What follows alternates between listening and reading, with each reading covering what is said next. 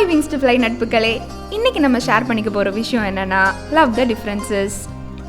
எப்போவுமே நமக்கு தோன்ற ஒரு விஷயம் என்னென்னா, ஏன் அவங்க நம்ம நினைக்கிற மாதிரி நினைக்கவே மாட்டேங்கிறாங்க, ஏன் எங்களுக்குள்ளே வைபே செட் ஆக மாட்டேங்குது, இப்படி நிறைய விஷயம் யோசிப்போம்.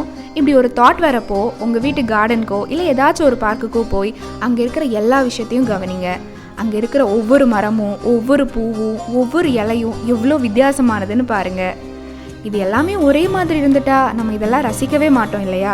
அதே மாதிரி தான் மனுஷங்களும். Differences ought to be accepted and differences ought to be loved.